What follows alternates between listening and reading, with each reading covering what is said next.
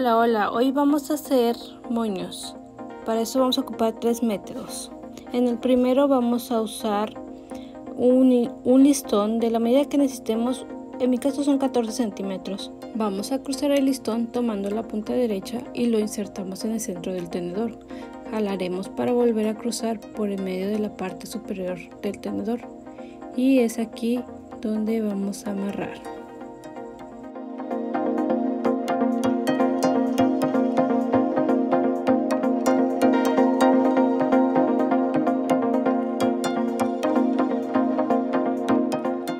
Lo amarramos bien y bueno, así es como nos queda.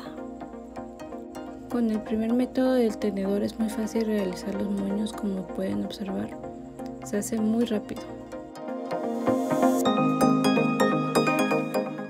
Tenemos que recortar las puntas para darle la forma deseada y medida. Y ya por último pasaremos el fuego para que no se nos deshilachen los listones.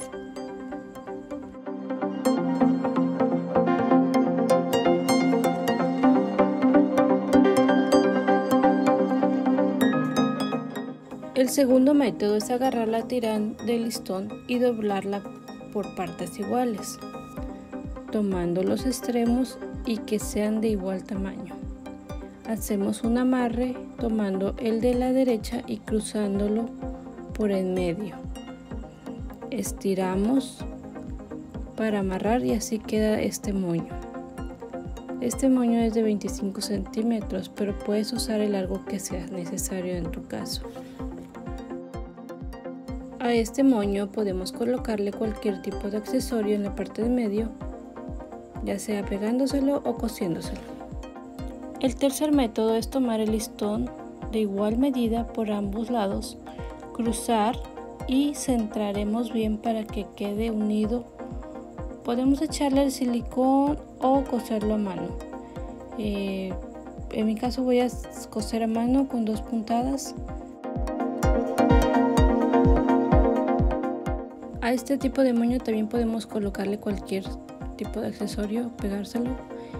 Ejemplo, este moño, ¿verdad? Aquí puede ir. Y es así que con estos 3 métodos podemos hacer fácilmente y rápido estos moños. Espero les sirva. Si te ha gustado el video, no olvides darle like, suscribirte y activar la campanita de notificaciones. Hasta luego.